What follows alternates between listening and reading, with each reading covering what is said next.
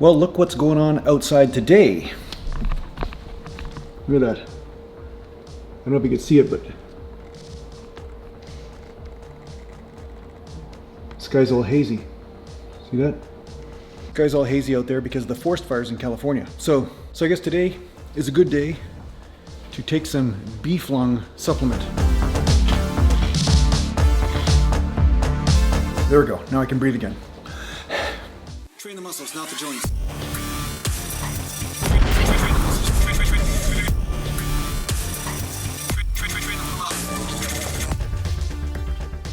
Welcome back to Natural Gallant Bodybuilding, and today I'm going to talk to you a little bit about, does strength equal muscular gains? Now, I'm just going to go for a walk in the park here because we're in the trees here and there should be a little bit more oxygen. So right now we have all the smoke coming up here from Oregon and California and all this, and yeah, it's totally killed our ability to breathe up here. It's been brutal. So I've been limiting my outdoor exposure quite a bit. So I'm just out here to do a video and then get right back in the house. But anyway, today I'm going to talk to you a little bit about strength and does it equate to muscular gains? And the short answer is yes.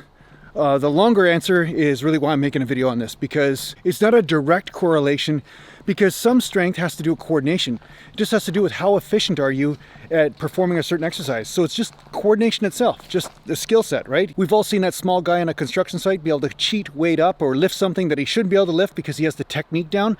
And that's a large part of what is strength, especially initially, right? So sometimes people are just not necessarily efficient with how they're moving, and that efficiency, when that grows, that's just basically nervous system development. It's just basically your ability to fire the right muscles at the right time, so that way you're not wasting energy in a certain direction. So it's efficiency, really, that's what it is.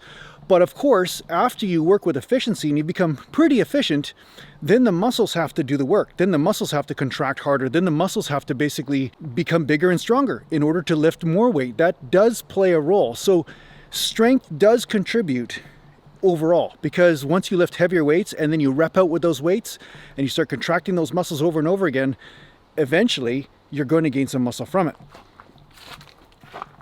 Bear in area. Well, I believe there used to be a bear in this area before the monsters came, but I highly doubt any bear exists here now. We already know that the monster workout program users have established a site, have established a community and civilization in those woods, if you want to call it that. And yeah, they eat organ meat, and I'm sure that bear is not safe. There's no freaking way. What was that?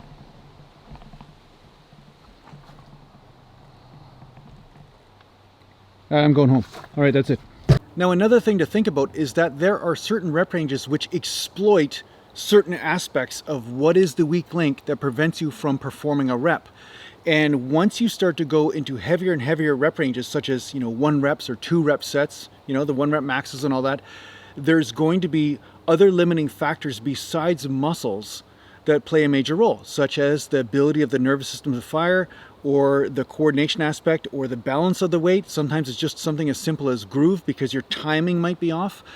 But in the end, if somebody is not practicing 1 rep maxes or 2 rep maxes and another person is, this person might be stronger in that rep range, not because they're actually stronger, but just because they're used to lifting that weight, just because they're more coordinated.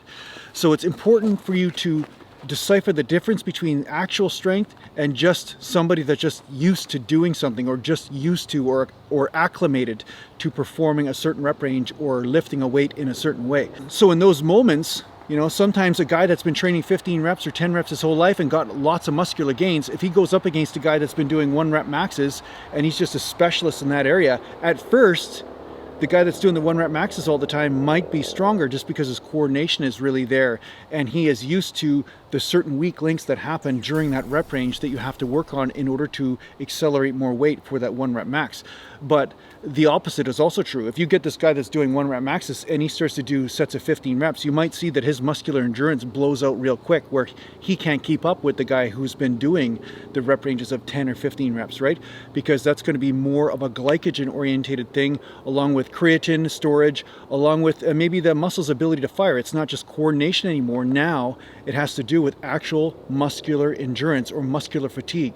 And that's really what you want to do when it comes down to bodybuilding, is that you want to fire those muscles repeatedly with as heavy weight as you can, but you want to make sure that the muscles are hitting failure. It's not just you getting more coordinated, although that plays a role, which is why I always recommend training more frequently, because just training frequently itself helps the coordination aspect, so therefore you can push those muscles deeper into failure. A lot of times people measure strength just merely by the 1 rep max, but of course that's stupid, right? People always look at 1 rep maxes as a strength because that's the one measuring device in competition in powerlifting or Olympic lifting, but is it really telling the whole picture? And if you go up in strength in an 8 rep range or a 10 rep range or a 6 rep range, it's still you gaining in strength, right? If you're doing 200 pounds for 10 reps, but now you're doing 250 pounds for 10 reps, you went up in strength. So the fact is that if you can rep out with more weight than you could before, you're actually using more weight to fatigue that ATP and creatine system, that energy reserve, which is the majority of what is the energy source or fuel for muscle contraction, then you will, of course, get bigger and more muscular. So in this way, muscular strength does relate to muscular gains. Now, in the other case where it might not, is when you compare yourself to somebody else who has different insertion points with muscles. So say for instance, a person has a pec insertion point lower down on the humerus than you do, they may be able to lift more weight because their muscle doesn't have to contract as hard in order to lift the weight from the pec point of view. But your pecs might be way bigger, but your insertion point might be farther up the humerus. And if that's the case, then yeah, you have to contract a lot harder. Your muscle has to fire a lot harder in order to develop the same amount of force through the humerus. So in this way, you can't always relate direct strength from individual to individual of who's going to be bigger, right? Some guys are going to have more efficient muscular insertions in order for them to have better leverage in certain lifts than another person. But for yourself, if you gain in strength, yes, over the long run, you will gain more muscle. Mountain. So I hope this helps you out in your training. Thanks a lot for watching. If you need to get a hold of me, just go to naturalgallantbodybuilding.com, and thanks to the Patreon supporters. And yeah, hey, I just got my shirt in the mail here with the new Mountain logo by Sam Weller. So thanks, Sam. Looks pretty good, huh? Only took me forever to get the shirt in. Took like four weeks to frickin' get it in. This is stupid world stuff going on right now. Everything takes longer to ship. But anyway, yeah, got my shirt. Mountain.